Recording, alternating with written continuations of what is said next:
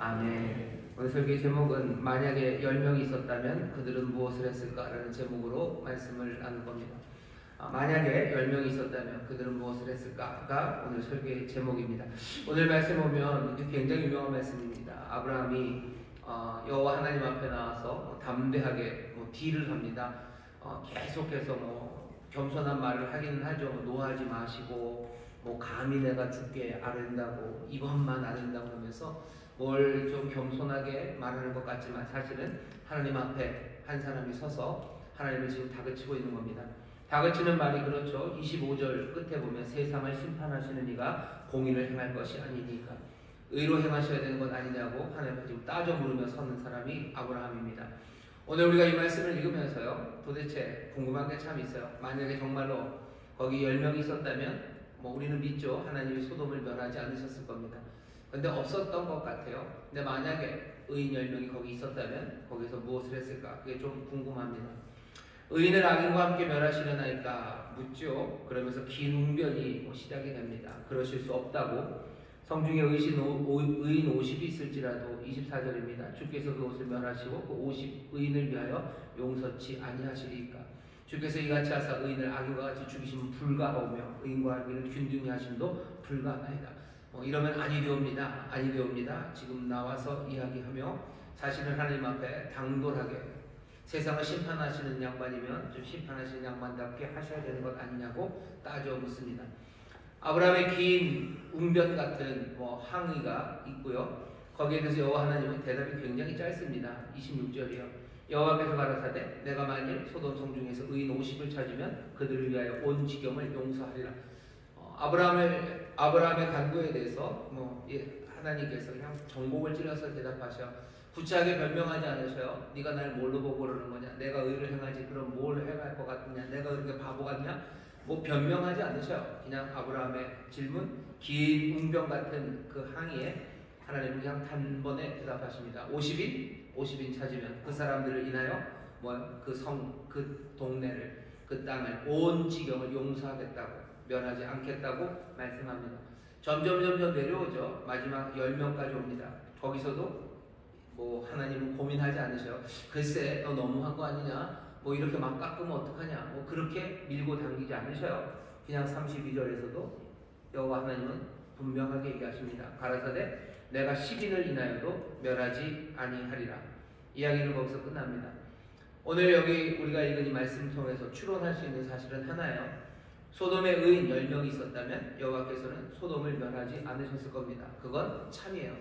정말로 하나님이 농담하신 건 아니죠. 그냥 붕해서 몰아붙이니까 어떻게 하다 보니까 10명까지 오고 그 다음에 살펴봤는데 의인이 10명보다 더 있었는데도 그냥 멸하기로 했으니 멸하시고 그럴 분은 아니십니다. 소돔에 정말로 10명 의인이 있었으면 여호와께서는 소돔을 멸하지 않으셨을 거예요. 그게 분명합니다. 하지만 그렇다고 해서 오늘 이 말씀을 통해서 이런 식으로 추론할 수는 없어요. 한 지역, 한 공동체에 의인 10명이 있으면 여호와는 그 공동체를 멸하지 않으신다. 이런 명제는 나오지 않겠죠. 한 공동체에 10명만 있으면 망하지 않는다. 그렇게 얘기할 일은 아닙니다. 지금 여기 소돔에 대해서 하나님 말씀하시는 건 소돔에 의인 10명 있으면 멸하지 않겠다는 말씀만 하셨지 어디라도 의인 10명만 있으면 여호와는 그 공동체를 멸하시지 않는다. 이렇게 말씀하신 건 아니야. 그러니 아주 자신만만하게 대한민국에 아무리 봐도 의인 10명은 있는 것 같으니까 하나님께서 우리 대한민국을 멸하지 않으실 거다라는 이야기는 적어도 이 말씀에서 나오지는 않습니다. 또 이렇게도 말할 수 없어요. 이런 식이죠. 어느 지역이 멸망한 것, 한 공동체가 망한 것, 거기에 의인 10명이 없어서다라고 말할 수도 없습니다. 하나님께서 무슨 일을 하실지 우리는 다 몰라요. 그러면 오늘 말씀에서 우리가 추론할 수 있는 건 뭡니까? 아는 건 이 정도죠. 소돔은 여호와로부터 심판받아 멸망했어요. 그리고 소돔 거기에는 의인 10명이 없었어요. 그게 우리가 아는 전부입니다. 의인 10명만 있었어도 그러니 할 수 있는 건 운명이 달라졌을 거예요. 거기까지 말할 수 있습니다. 한 공동체에 의인 10명 있으면 운명이 달라졌을 겁니다. 10명이라는 숫자가 그렇게 중요합니까? 10명이라는 숫자는 중요하지 않아요. 하나님께서 숫자에 별로 관심이 없으신 것 같아요. 우리가 지금 다시 한번 이 말씀을 읽으면서 우리가 생각하는 건 그 의인이 있으면 한 공동체의 운명이 달라질 텐데 도대체 그 의인은 어떻게 살고 도대체 무엇을 했을까가 궁금합니다. 소돔에 의인 10명 있었으면 도대체 그 사람들은 무엇을 했을까? 이 나라 그리고 이 공동체 안에 의인이 있으면 그 운명이 달라질 텐데 그 의인들은 무슨 일을 할까에 관한 궁금증입니다. 만약에 10명 있었다면 그들은 무엇을 했을까? 마가복음 13장 보면요, 예수님께서 말세에 대해서 예언을 하십니다.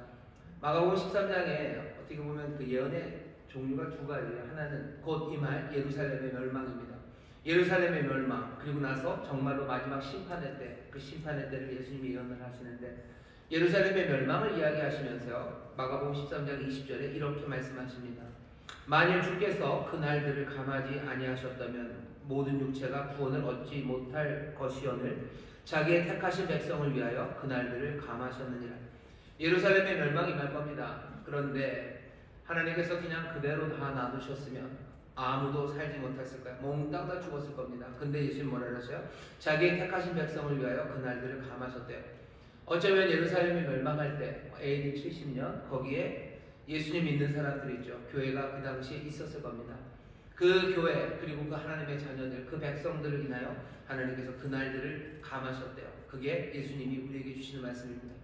예수님이 말씀하시는 말은 뭡니까? 하나님의 자녀들, 의인들, 그 사람들이 변수가 됩니다.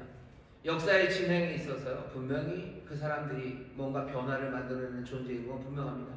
하나님이 예루살렘을 멸망시키실 거예요. 결국은 하나님이 예루살렘 그 성전을 몽땅 다 부수십니다. 그 부수시는 그 하나님의 뜻이 이루어지는 그 진노의 자리에서조차 거기에 하나님의 백성이 있다면 하나님은 거기에 그 날들을 감하셔요. 뭔가 분명히 바꿔내는 그 팩터가 되는 변수가 되는 사람들, 그 사람들이 의인들이고 자녀들입니다. 우리가 대한민국 이 땅을 지금 살아갑니다. 정신이 없죠. 여기에 하나님이 심판을 하셔도 할 말이 없을 만큼 우리는 하나님의 말씀에서 떠났고 또 하나님의 말씀대로 살려는 사람들을 향한 온갖 조롱과 모욕이 있는 땅입니다. 여기 일어나고 있는 여러 가지 일들 가운데 하나님의 뜻이 아닌 것은 아무것도 없습니다.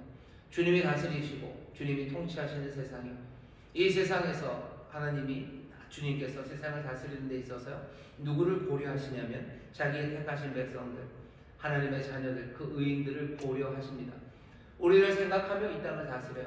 지금 뭔가 몰아치는 것 같고 정신없이 지금 이 땅에 걸어갔지만 하나님의 뜻이 이루어지는 그곳에서 주의 놀라우신 역사는 하나님의 자녀들, 의인들을 고려합니다. 그러니 이런 사람들이 있다는 것 자체가 세상을 달라지게 합니다. 사람들은 물어요. 예수 믿는 사람들, 너네들이 세상에 뭘 하네요? 예수님의 말씀대로 하면요, 우리가 그냥 이 땅에 있는 것 자체로도요, 역사와 운명의 뭔가 다른 변수가 됩니다. 우리가 이 땅을 그럼 어떻게 살아가야 됩니까? 어떻게 살아가야 되죠? 의인은 어떻게 삽니까? 의인으로 살아가는 방식에 대해서 성경이 계속해서 말합니다. 오늘 이 밤에 그냥 하나만 시편 37편 말씀을 읽어볼게요. 여러분들 의인은 이렇게 삽니다. 37편 1절부터 8절까지만 읽겠습니다. 악한 세상에서 의인은 어떻게 삽니까? 행악자를 인하여 불평하여 말며 불의를 행하는 자를 투기하지 말지어다. 세상에 지금 불평할 일 많고요, 악한 사람들 때문에 불평할 일이 얼마나 많습니까? 불의를 행하는 자, 그 사람들을 아주 막 시기하고 저것들 뭔가 싶은 생각들이 얼마나 많이 납니까? 그런데 시편 37편은 뭐라고 얘기해요? 행악자를 인하여 불평하여 하지 말며 불의를 행하는 자를 투기하지 말지어다. 저희는 풀과 같이 속히 배임을 볼 것이며 푸른 채소같이 쇠잔할 것이미로다. 그 다음 3절입니다. 여호와를 의뢰하여 선을 행하라. 땅에 거하여 그의 성실로 식물을 삼을지어다. 불평하고 시기할 일 아니고 오히려 이 땅에서 내가 주어진 나의 삶의 그 자리에서 주를 의지하고 주를 신뢰하면서 선을 행합니다. 그의 성실로 식물을 삼습니다. 하나님의 변함없는 그 신실하심으로 우리의 먹을 것을 삼습니다. 떡으로 사는 것 아니라 하나님의 입에서 나오는 말씀으로 삽니다. 하나님의 성실함을 붙잡고 살아가요. 우리는 세상에 다른 것으로 살지 않습니다. 성실하신 하나님으로 인하여 삽니다. 의인은 그렇게 삽니다. 4절 보시면 또 여호와를 기뻐하라. 저가 내 마음의 소원을 이루어 주시리로다. 주께 소원을 둡니다. 우리의 소원을 이루실 그 소망 가운데 우리는 여호와를 기뻐하며 살아갑니다. 의인은 그렇게 살아갑니다. 너의 길을 여호와께 맡기라. 저를 의지하면 저가 이루시고 네 의를 빛같이 나타내시며 네 공의를 정오의 빛같이 하시리로다. 길을 여호와께 맡깁니다. 내가 이렇게 살아간다고 해서 내 삶의 빛이 내 삶에 뭐 영광이 있을까? 아니, 여호와께서 그 의를 빛같이 정오의 빛같이 하실 거야. 그러니 우리는 이 땅에서 여호와의 길을 걸어가며 또 그 모든 길을 여호와께 맡깁니다. 7절입니다. 여호와 앞에 잠잠하고 참아 기다리라. 자기 길이 형통하며 악한 꾀를 이루는 자를 인하여 불평하지 말지어다. 여호와 앞에 잠잠하고 참아 기다립니다. 그게 의인들이 살아갑니다. 8절입니다. 분을 그치고 노를 버리라. 불평하여 말라. 행하게 치우칠 뿐이라. 어쩌면 37편 전체가 의인들이 이 땅에서 어떻게 살아가고 또 의인들을 향한 격려의 말씀이 37편에 있습니다. 악한 세상에서 의인들은 이 말씀을 들어야 돼요. 하지만 우리가 읽은 1절에서 8절까지만 보면 앞뒤로는 분내지 말라는 게 있어요. 분내지 말고. 악한 세상에서 의인들은 어떻게 삽니까? 분내지 않습니다. 오히려 여호와를 기뻐하며 살아갑니다. 이 땅에 거하며 선을 행하며 살아갑니다. 소망을 주 앞에 두고 주를 의지하고 그렇게 살아가는 게 의인들이 살아가는 겁니다. 2025년 이 땅에 이 악하고 혼돈된 세상에서 의인들이 있으면 이 땅에 하나님께서 하시는 그 일이 주께서 이 땅의 역사를 이끌어 가실 때 분명히 우리들을 고려하셔서 선한 것, 어쩌면 정말로 아픔이 있어도 그 아픔에 대해서 좀 줄이실 거고 완전히 부술 것도 덜 부수실 거고 뭔가 우리의 유익을 위해서 주님이 행하실 일을 기대합니다. 사람들은 기독교인들이 너네들이 세상에 뭘 하냐고 그러는데 우리가 정말로 의롭게 살아가는 의인으로 그 의인 10명이 되어 살아간다면 이 땅은 정말로 하나님의 은혜 안에서 주께서 우리에게 주시는 선처, 좋은 대우, 하나님의 뜻 안에서 더 좋은 것들을 누리게 될 겁니다. 우리가 대한민국 이 조국에 지금 무엇을 할까? 여러분들이 많이 고민들이 많으죠. 그리고 사람들도 묻죠. 그리고 우리 스스로도 우리에게 질문을 합니다. 우리는 예수 믿는 사람으로 도대체 이 혼란한 세상에서 무엇을 해야 될까? 우리가 이 세상을 어떻게 바꿀까에 대해서 고민들이 많습니다. 하지만 성경이 우리에게 알려주는 어쩌면 그 10명이 있는 의인이 있었으면 멸망하지 않았을 거예요. 그 의인으로 인하여 세상이 바뀝니다. 그 바뀌는 첫 번째 자리에 의인이 의인으로 살아가는 것, 하나님의 백성, 택하신 백성으로 살아가는 것, 그것만으로도 세상을 주관하시는 주님, 그 주님의 손길 아래서 이 땅은 주의 은혜, 선호, 페이버를 받습니다.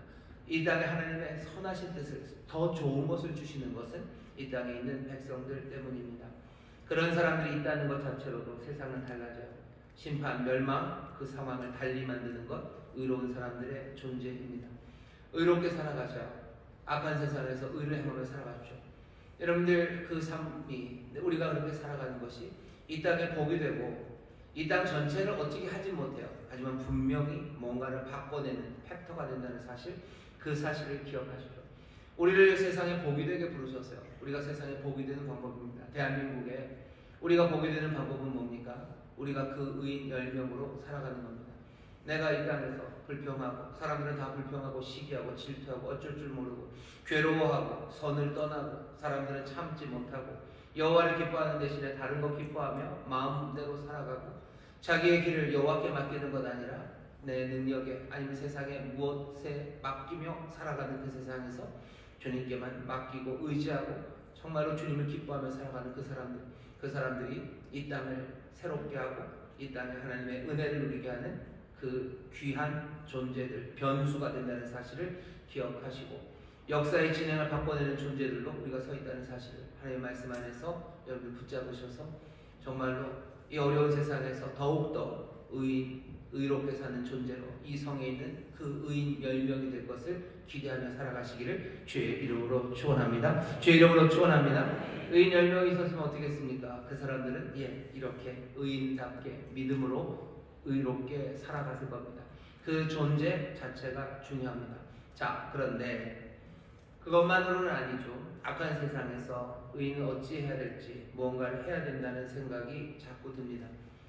시편 37편에서도 얘기해요. 불평할 만한 상황입니다. 이게 뭔가 싶은 거죠. 한탄이 나오고 불평이 나오는 상황, 그 상황이 계속 주어집니다.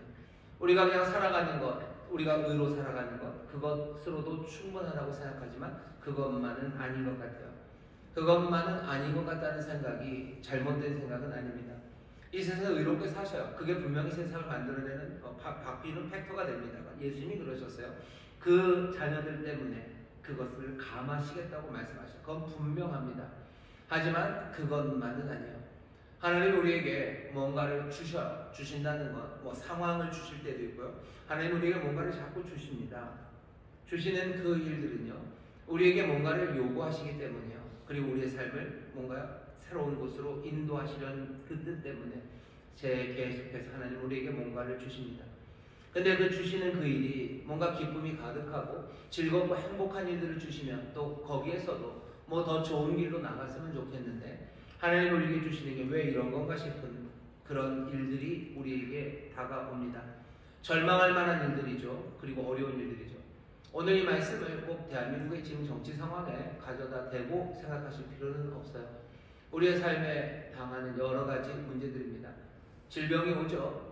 왜 이래야 되는지 모르는데 왜 우리 부모님이 이렇게 갑자기 아프셔야 되는지, 우리 집안에 왜 자꾸 이런 실패가 우리 가운데 오는지, 여러 가지 어려운 절망의 상황들이 옵니다.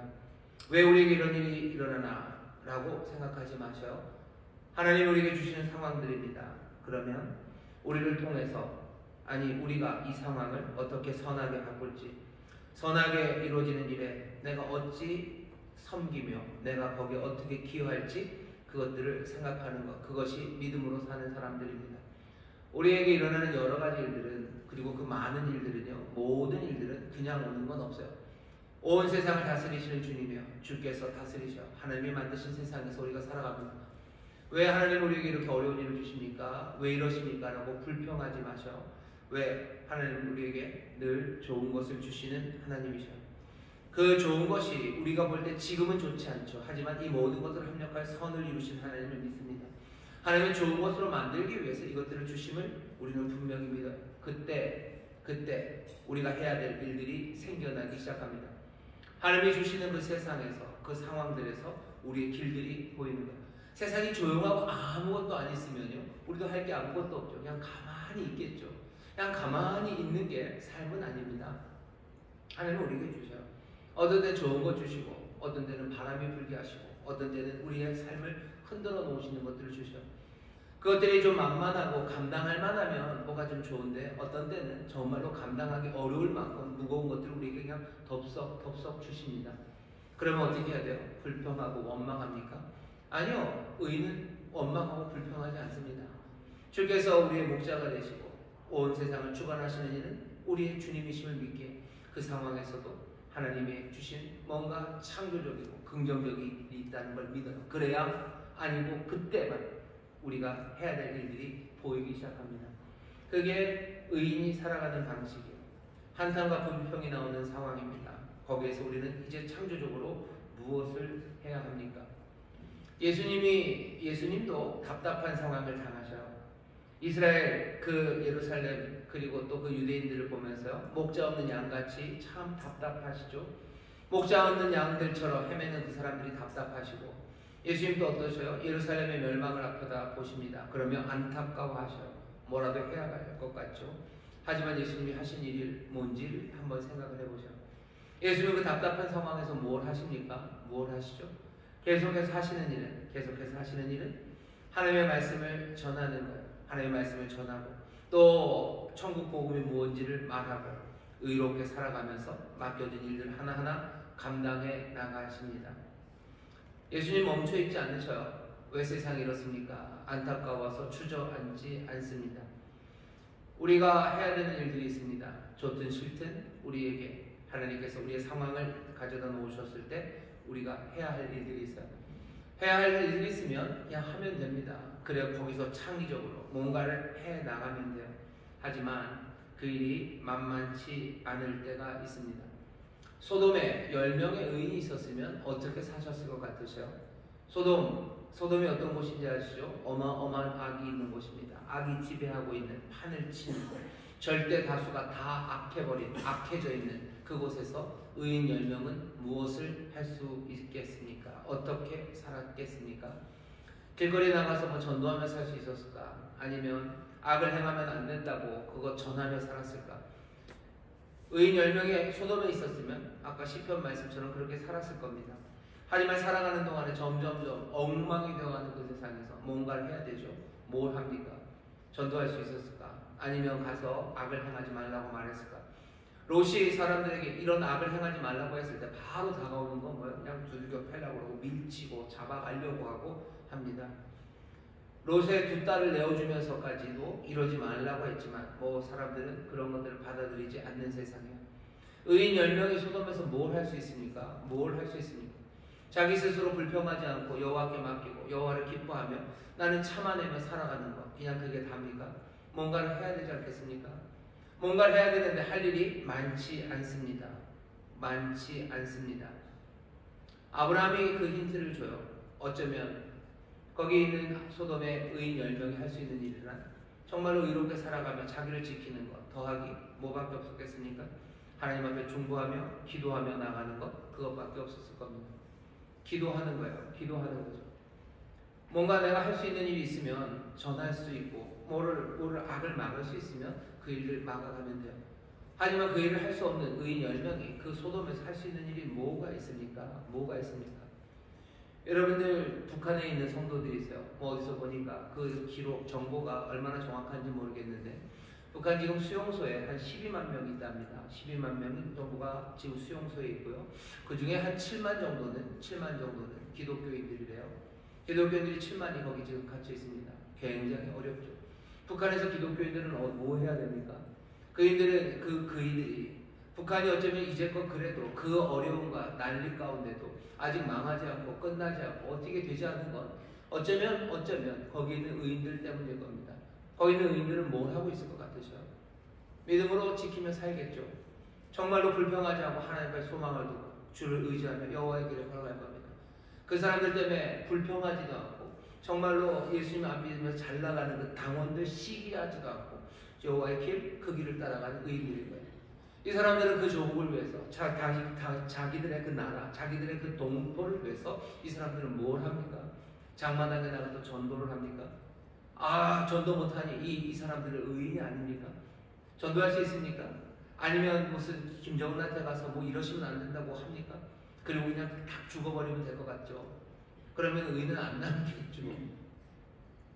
북한에 있는 의인들은 뭐 할 것 같으셔요? 뭐 할 것 같으셔요? 뭐 할 수 있습니까? 아마 수용소에 있는 7만, 아니 아직 잡혀가지 않은 의로운 믿음으로 살아가는 북한에 있는 성도들은 뭐 할 것 같으셔요? 기도하겠죠. 북한 자기들이 살고 있는 그 나라와 그 민족을 위해서 기도하겠죠.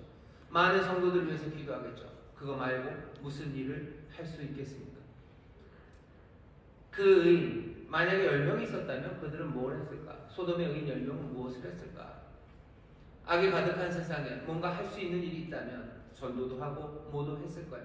하지만 할 수 없는 그 자리에서 지금 우리가 놓여있는 상황이 딱 북한의 상황은 아닙니다만 굉장히 난처한 무슨 막다른 곳에 있는 것 같은 그런 자리에 있습니다.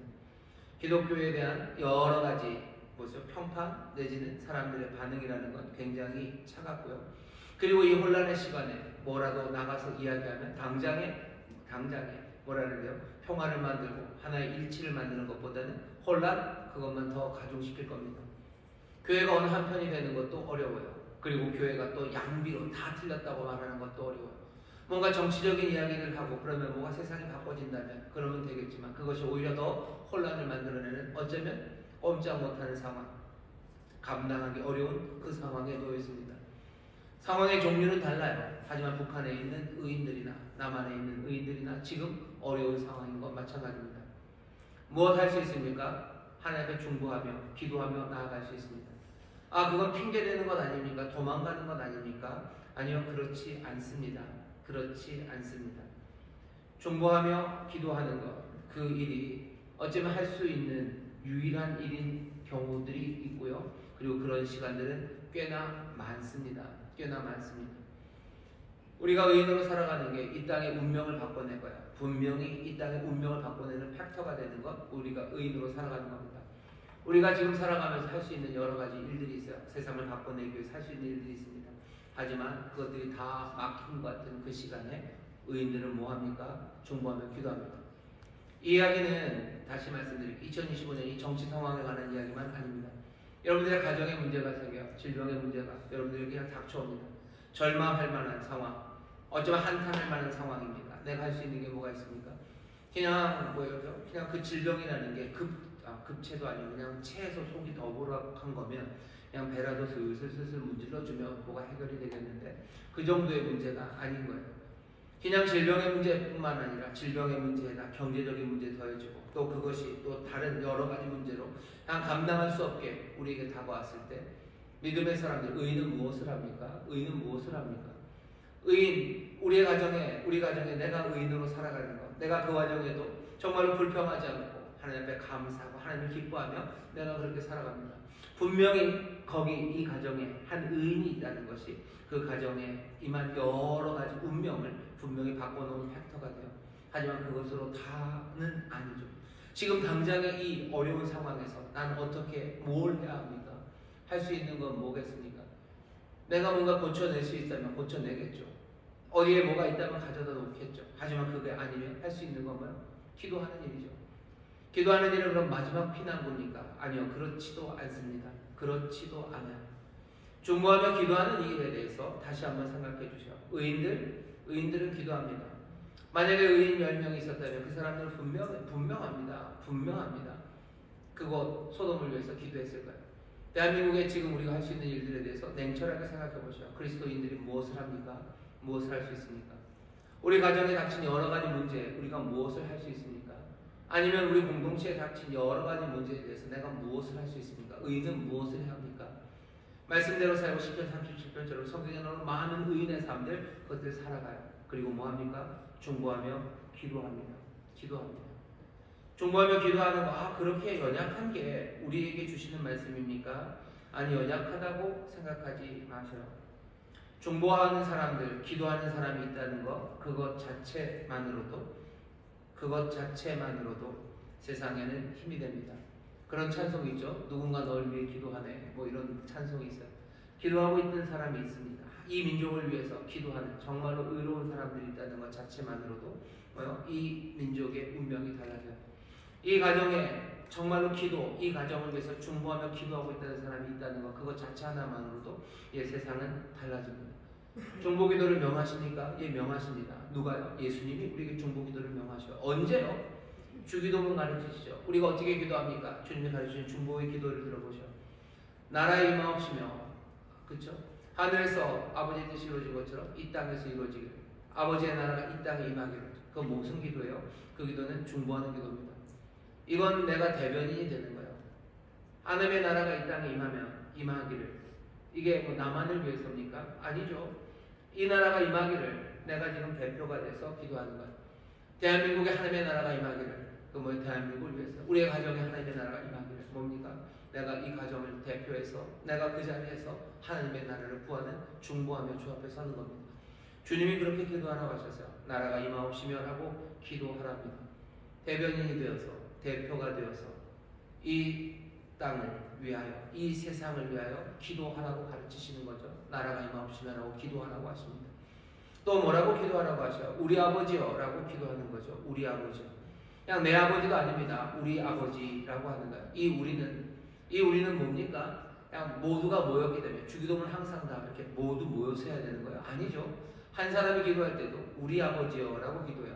나 혼자 기도하는데 왜 우리 아버지입니까? 내 아버지죠. 하지만 내가 혼자 기도할 때도 예수님이 하신 대로 우리가 기도한다면 우리 아버지라고 기도하는 거예요. 그 우리 안에 누가 들어오냐는 거죠. 누가 들어옵니까? 우리 아버지라고 기도하면서 그 나라가 임하기를, 또 우리에게 일용할 양식을 주시기를, 우리를 시험에 들지 말고 우리를 악에서 구하시기를, 그 우리를 기도하는데, 그래서 뭐 주기도문은 공동히 드리는 기도다라고 하지만 함께 드리는 기도이기도 하지만 사실은 한 사람이 중보하며 드리는 기도예요. 오늘날 우리에게 일용할 양식을 주옵시고라고 기도합니다. 누가? 내가. 이 우리는 누굽니까?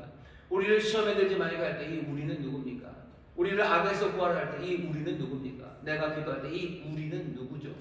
우리가 중보하며 기도하는 게 예수님이 그렇게 말씀하신 적 없은 것 아니요. 의인은, 하나님의 자녀는, 천국 백성은 중보하며 기도합니다. 나라가 임하기를 기도하는 것, 그리고 우리 아버지께 기도합니다. 우리 안에 정말로 그들의 삶이 그들의 필요가 내 안에 들어오고 정말로 우리라고 생각할 수 있는 사람들, 그 사람들을 위해서 기도하라고 예수님이 말씀해 주셔요. 우리는 기도할 때 그렇게 기도합니다. 우리 아버지께 나라가 임하기를 위하여 기도합니다. 여러분들, 이 중보 기도가 주님의 명령임을 기억하셔요. 의인은 의롭게 살고요, 의인은 중보하며 기도합니다. 나라가 임하기를, 내가 이 땅에, 이 세상의 대표처럼 그렇게 기도하고 우리라고 말하며 사람들을 다 끌고 나와 하나님 앞에 기도하는 것, 그것이 주님이 바라시는 바예요. 대한민국에 어려운 상황 많습니다. 우리 뭐합니까? 중보하며 기도합니다. 이 땅에 하나님 나라가 임하기를, 우리를 시험에서 건져내주시고, 우리를 악에서 건지시고, 우리를 시험에 들지 말게 하시기를, 우리에게 용할 양식을 주시기를, 우리에게 은혜 베푸시기를 우리는 기도합니다. 주님이 그렇게 말씀하셨어요. 북한의 성도들 그렇게 기도합니다. 소돔에 의인 10명이 있었으면 그렇게 기도했었을 겁니다. 우리가 그렇게 기도할 때 우리는 뭐죠? 그냥 무기력한 사람들 아니에요. 우리는 절망에 있는 사람들 아닙니다. 절망과 무기력, 거기서 벗어날 수 있는 길은 다른 것 없습니다. 내가 다른 사람들의 필요를 채워주기 시작할 때, 그때 내가 절망에서 벗어날 수 있어요. 절망이라는 건 움직이지 못하는 거예요. 아무것도 움직이지 못하죠. 내 안에 아무 소망이 없습니다. 절망, 무기력. 하지만 여전히 있는 건 다른 사람들의 필요예요. 내가 그 사람들의 필요를 채우기 시작할 때 나는 움직이기 시작하는 겁니다. 의인들이 세상에서, 악한 세상에서 어떻게 삽니까? 절망과 불평만 가져다주는 그 세상에서 우리는 어떻게 삽니까? 다른 사람들의 필요를 채우기 시작하는 거예요. 다른 사람들의 필요를 채울 수 있는 능력이 다 닫혀있고 무엇을 주어야 될지 모를 때 우리가 할 수 있는 건 주님이 우리가 말씀하신 것처럼 기도하기 시작하는 거예요. 나라가 임하시기를, 우리를 시험에 들지 않게 하기를, 우리를 악에서 건져주시기를, 우리에게 일용할 양식을 주시기를, 그 우리들의 필요를 다마다 주님 앞에, 우리 하나님 아버지 앞에 가져다 놓는 것, 그것이 우리가 해야 할 일입니다. 쓸모없어 보이는 사람들이 어떻게 되는 거예요? 할 일을 얻는 거예요. 무기력에 빠지지 마셔. 예수 믿는 사람들이 이 땅에서 할 일이 없네. 아니요, 그렇게 쓸모없는 삶 아닙니다. 아무런 할 말이 없네. 세상에 대해서 할 말이 없다고. 아니요, 우리는 주님 앞에 나가서 기도해야 될 말이 있습니다. 정말로 여기 외롭게 벌어져 있는 것 같고 아무도 내 인생에 그냥 고립되어 있는 것 같지만 아닙니다. 우리가 중보하며 기도할 때 하나님과 그리고 이 세상과 그리고 많은 이들과 함께하기 시작하는 거예요. 여기 다시 2025년 정치 상황에 관한 이야기이기도 하고 우리의 삶에 관한 이야기이기도 합니다. 내가 뭘 할 수 있을까 싶을 때, 내가 뭘 할 수 있을까? 나는 쓸모없어 보이고 난 아무것도 아닌 거라고 생각하는 그때 중보하며 기도하기 시작하면 안식과 평안이 우리에게 주어지기 시작합니다. 나는 그 안에서 평안을 누려요. 그 안에서 안식을 누려요. 아, 그럼 기도해서 니만 만족하려는 거냐? 그럴 리가요. 이 섬김, 이 기도를 통해서 세상에 구원이 임합니다. 우리는 것을 분명히 믿어요. 주는 우리의 기도를 들으십니다. 그리고 우리의 기도를 생각하셔. 의인의 간구는 역사하는 힘이 많습니다. 의인의 간구를 들으셔. 우리가 이 땅에 있는 것 자체만으로도, 그 존재만으로도 역사의 흐름을 바꾸시는 분이 주님이셔. 우리가 주님 앞에 기도할 때 그 기도를 들으시고 주님은 분명히 역사하십니다. 중보기도의 어쩌면 제일 좋은 예가 오늘 우리가 읽은 이 아브라함입니다. 아브라함이 어떻게 하나 보죠. 소돔에 의인 10명이 있었으면 어떻게 했을 것 같습니까? 아브라함처럼 했을 겁니다. 아브라함, 이 의인이 어떻게 살아가나 보죠. 뭐 질문은 있죠. 아브라함이 의인입니까? 아브라함 의인입니다. 왜냐하면 이 사람은 믿음으로 살았기 때문이에요. 나의 의인은 믿음으로 산다라고 하시죠. 아브라함 믿음으로 산 사람입니다. 의인은 어떻게 합니까? 무엇을 합니까? 어떤 모습으로 살았는지 우리가 알아요. 여러분 한번 생각해 보죠. 하나님께서 소돔을 멸하신다고 얘기를 해주셨어요. 그러면서 아브라함은 뭘 하면 됩니까? 뭘 할 수 있습니까? 소돔을 멸하신다는 이야기를 들으면 그 다음에 어떻게 해야 돼요? 소돔에 악이 많아요. 그러면은 뭐 상상할 수 있는 것, 소돔으로 달려가서 너희들 죄악을 회개하라고, 회개하고 빨리 와서 주님 앞에 구원을 받으라고 그렇게 말할 수 있어요. 근데 아브라함은 그렇게 안 합니다. 왜? 안 됐을 거예요. 소돔은 악이 너무너무 그냥 그렇습니다. 아브라함이 할 수 있는 일이 아니에요. 소돔에 가서 하나님의 심판 선포한다고 안 되죠. 아니면 창세기 14장에 있는 것처럼 아브라함의 힘이 셌었어요. 자기 집에서 길리운 군사 318명을 데리고요, 연합군을 쫓아가서 연합군을 쳐서 파한 사람이 아브라함입니다. 이 연합군이 누구를? 소돔, 고모라 이쪽에 있는 연합군과 싸워서 이겼던 애들이에요. 아브라함은 318명 데리고 얘네들을 쳐서 이긴 사람이 아브라함입니다.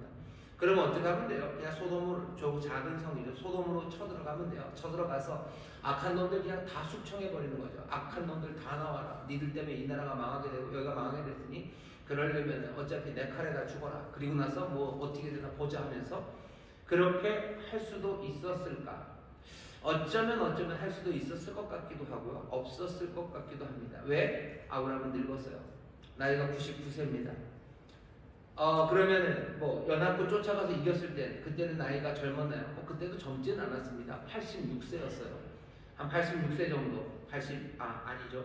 이스마엘을 낳을 때가 86세니까 그보다 조금 젊습니다. 뭐 한 84, 5세 뭐 한 그 정도쯤 될 나이가 아브라함이에요. 85세, 4세도 그랬는데 99세는 못할까? 여러분들 이때쯤 되면 하루하루가 다릅니다. 99세 아마 가기 어려웠을 겁니다. 그러면 아브라함은 뭐합니까?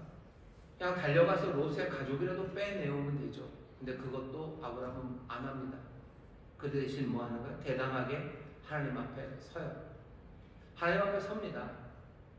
그렇죠? 아브라함에게 선택지가 많았어요. 그렇지만 다 할 수 없었던 것 같아요. 나이도 많고 이제 달려갈 군사도 없고요. 그리고 또 그 사람들에게 뭘 얘기한다고 해서 되지도 않을 거고요. 그리고 또 이 사람 롯의 가족들을 끌어내는다는 거 그것도 난망해요. 그것도 안 될 것 같아요. 왜? 롯이 들었으면 좋겠는데 롯은 그렇게 될 것 같지 않은 거죠. 그러니 해야 되는 일은 뭡니까? 하나님 앞에 담대하게 서는 거예요. 중보하고 기도하며 섭니다. 우리에게 할 수 있는 일이 있다면 그거 하면 돼요. 할 수 있으면 하면 됩니다. 하나님의 일을 선포하고 회개를 선포하고 그 일들을 하면 돼요.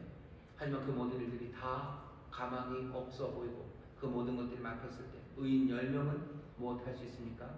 하나님 앞에 대담하게 서는 겁니다. 중보하며 기도하며 섭니다. 오늘 우리가 읽은 본문처럼 정말로 용감하게 하나님 앞에 한 인간이 서서 하나님께 의를 따져 묻습니다. 그러고는 어떡합니까? 그리고 19장 보면 소돔에 내렸던 그 심판이 다 끝난 마지막 이야기는요. 19장 27절 보면 아브라함이 그 아침에 일찍 일어나 여호와의 앞에 섰던 곳에 이르러 소돔과 고모라와 그 온 들을 향하여 눈을 들어 옹기좀 연기같이 치미름을 보았더라. 19장 27절 보면요. 아브라함은 기도하고요. 그 다음에 어떻게 합니까? 그 소돔 고모라 그 온 들을 쳐다보고 있어요. 하나님 어찌하실까 보는 거죠. 아무것도 아직 모릅니다.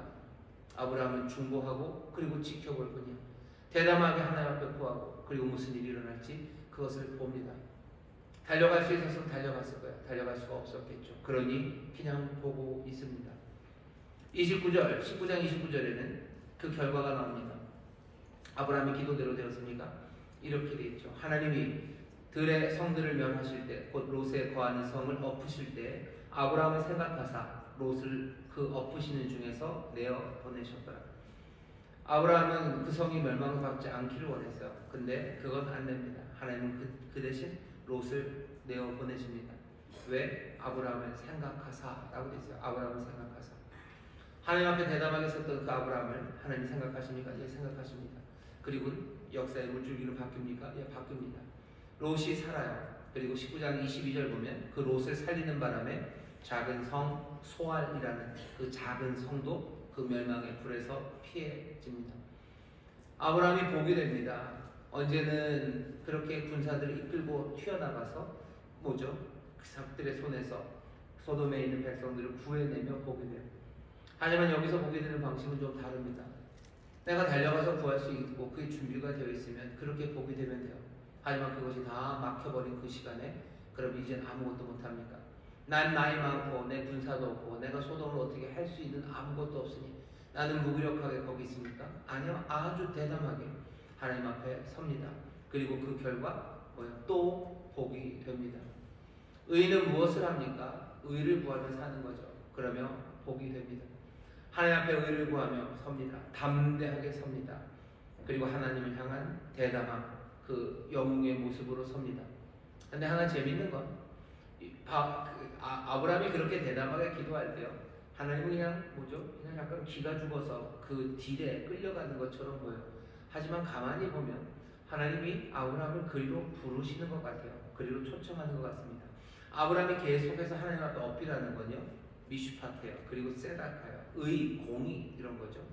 뭐 세상을 심판하시는 이, 세상을 뭐 심판하시는, 그 판단하시는, 미슈파트를 하시는 그분이 어떻게 공의로 하지 않으십니까? 의롭게 하지 않으십니까? 왜 째다카를 안 누르십니까? 라고 미슈파트, 째다카 그 얘기를 하나님 앞에 따지는 동안에 계속해서 얘기를 합니다. 하지만 그 이야기는 누가 주시는 거예요? 하나님이 주시는 거예요. 오늘 우리가 읽은 부분 바로 앞에 18장 19절 보면 하나님이 이렇게 말하셔요. 여호와께서 내가 그로 그 자식과 권속에게 명하여 여호와의 도를 지켜 의와 공도, 여기서 의가 ጼ닥합니다. 공도가 미슈파트예요. 의와 공도를 행하게 하려고 그를 택하였나니 이는 나 여호와가 아브라함에게 대하여 말한 일을 이루려 함이니라. 아브라함에게 말한 일은 뭐냐면 복이 되는 일이에요. 복이 되는 그 삶을 위해서 뭘 가르치시겠어요? 여호와의 길을 가르치시겠어요? 여호와의 길은 뭡니까? 그 의와 공도를 지키는 거예요. 그게 복이 되는 길입니다. 그렇게 아브라함에게 가르쳤대요. 그리고 나서 아브라함은 바로 하나님 앞에 나와서 그 의와 공도를 들이밀기 시작하는 거예요. 왜 아브라함은 중보하며 이렇게 하나님 앞에 대담하게 섭니까? 하나님이 그 말들을 다 가져다 주셔요. 우리가 하나님 앞에 나와서 담대하게 구할 수 있는 건 왜 그런 겁니까? 하나님 우리를 부르신 거예요. 하나님 앞에 담대히 설 수 있도록 하나님 우리에게 은혜를 베푸시고 하나님이 우리에게 믿음을 주시고 하나님의 선하심을 우리로 보게 하신 거예요. 하나님은 우리를 부르신 거죠. 어쩌면 우리를 유혹하신 거예요. 아니 그 기도의 자리로, 담대한 그 자리로 나올 수 있도록 우리를 인도하신 겁니다. 오늘 우리가 어려운 상황들에 놓여 있습니다. 우리가 기도합니다. 우리가 기도하는 이 자리는 하나님 우리를 부르신 자리예요. 어려운 상황은 또 우리에게 의를 보이시고 우리에게 은혜를 주시고 하나님을 믿는 믿음을 우리에게 주시며 우리를 이 자리에 서게 하셔서요. 이 자리에 서서 뭐 하는 거죠? 세상에 복이 되는 그 삶을 살 수 있도록 우리를 이곳에 세우신 겁니다. 중보하며 기도하는 그 일에 대해서 여러분들 부끄러워하지도 마셔. 중보하는 그 일에 대해서 의미 없다고 생각하지 마셔. 아니 이 땅을 위해서 우리가 할 수 있는 일이 없다고 생각하지 마셔. 어쩌면 소돔에 있는 의인 10명은 무엇을 했을까? 예, 중보하며 기도했을 겁니다. 지금 이 땅에 우리가 할 수 있는 일이 없는 것처럼 보여. 하지만 우리가 중보하며 기도할 수 있습니다. 기도하고 또 간구하고 담대하게 하나님 앞에 나오셔. 하나님 우리를 부르신 거예요. 주님께서도 우리에게 나라가 임하옵시면 하고 기도해라. 우리 아버지라고 너희들 기도해라. 중보기도를 명하시고 또 하나님 우리를 이리로 부르십니다. 오늘 이 밤 오늘 주께서 우리를 부르셨고 주께서 우리에게 기도할 수 있는 이유들과 모든 믿음과 그리고 모든 약속을 우리에게 주셨습니다. 기도하셔. 나라 민족을 위해서 기도하십시오. 내 삶의 어려운 문제들을 위해서 기도하셔. 한탄하고 불평할 수밖에 없는 이 절망의 자리마다 하나님의 사람들은 기도합니다. 절망에 가지 않을 정도로 우리에게 능력이 있고 길이 있으면 의를 행하는 사람들 그 일 하면 돼요. 아까도 말씀드린 것처럼 아브라함 318명이 있었던 85세에는 그냥 달려가서 그 의를 행했어요. 하지만 그 능력이 없고 세상이 더 힘들어져서 아니면 우리가 연약해져서 모든 것이 막힌 것 같은 그때 아브라함은 뒤로 물러나지 않습니다. 담대하게 나와서 기도합니다. 우리가 지금 막다른 길에 있는 것 같고 할 일이 없는 것 같습니까? 아니요. 의인은 기도합니다. 의롭게 살아가며 기도해요. 오늘 여기 하나님이 택하신 백성들이 모였어요. 주님이 부르셨어요. 우리에게 기도할 의와 공의라는 그 귀한 말씀들을 우리에게 주셨어요. 하나님의 선하심을 우리에게 보이게 하셨어요. 하나님의 뜻이 이루어진다고 말씀하시고 우리가 이 땅에 있는 것, 우리의 기도가 세상을 바꾼다는 그 놀라운 소식을 우리에게 지금 들려주셨어요. 그 의와 그 공도를 손에 들고 하나님 앞에 나와서 담대하게 구했던 아브라함처럼 우리도 하나님 말씀을 붙잡고 오늘 주 앞에 나와 간절히 기도합니다. 우리가 생각하는 그 그림대로는 안 될지 몰라요. 왜? 우리의 생각대로 세상이 되는 것은 아닙니다. 하지만 분명히 아브라함을 생각하사 하나님이 세상에 있는 역사들을 바꿔나가셔. 대한민국의 기도로 바뀝니까? 예, 바뀝니다. 내가 생각하는 대로 내 뜻대로 됩니까? 그럴 리가요. 주님의 뜻대로 됩니다. 하지만 우리의 생각하는 것, 우리의 기도를 주께서 분명히 들으시고 우리를 아브라함을 생각하사 하나님께서 역사를 바꾸시는 것처럼 우리를 생각하셔서 그 의인들의 간구를 생각하셔서 이 땅에 더 좋은 것을 주실 것을 우리는 믿습니다. 그 믿음으로 우리 간절히 기도하는 모든 성도들 그런 의인들 되시기를 주의 이름으로 축원합니다. 이 대한민국을 위한 의인들로 서시기를 주의 이름으로 축원하고 여러분들의 가정에 정말로 하나님의 은혜와 복을 가져오는 의인들로 서기를 기도하고 이 교회에 정말 하나님의 선하신 뜻이 이루어지는 그 일에 쓰임받는 그런 기도하는 의인들 되시기를 주의 이름으로 축원합니다. 기도하겠습니다. 하나님 감사합니다. 이 땅에 정말로 절망할 수밖에 없는 여러 가지 혼돈과 어려움이 우리 앞에 닥칩니다. 감당할 수 없을 때 아버지 의인은 무엇을 합니까? 아버지는 의로 살아갑니다. 그리고 또 주 앞에 나와 간구하며 기도합니다. 아버지는 여기 있는 하나님의 백성들 이 추운 겨울밤 주 앞에 달려나온 믿음의 사람들입니다. 주여 이 의인들이 정말로 의롭게 살아가는 그 길에 성령님 도우시고 함께하여 주옵시고 또 이 의인들이 정말로 이 어려운 상황 주 앞에서 우리에게 내어놓으실 때 아버지는 정말 해야 할 바 중보하며 기도하는 그 일들을 하나님 우리가 믿음으로 또 주를 향한 기쁨으로 감당하기를 원하오니 성령님 우리의 기도를 도우시고 또 우리의 기도를 인도하여 주옵소서. 오늘 이 밤 기도하는 가운데 성령님께서 다시 한번 우리의 마음과 생각을 새롭게 하여 주옵시고 또 성령님 정말로 성령 안에서 성령님과 함께 기도할 수 있도록 우리에게 은혜를 내려주시사 정말로 이 땅에 보게 되는 귀한 역사가 하나님의 사람들 이 의인들로 인하여 이루어지게 하여 주시옵소서. 주께서 우리를 생각하십니다. 주께서 우리를 생각하십니다. 오늘 담대함으로 약속의 말씀을 붙잡고 나아가오니 성령님 우리의 기도를 도우시고 주님 역사하여 주옵소서. 감사드리며 예수님 이름으로 기도하옵나이다. 아멘. 우리 찬송 하나 하고 기도합시다. 우리 함께 기도에 우리 찬양합니다. 그리고 우리 같이 기도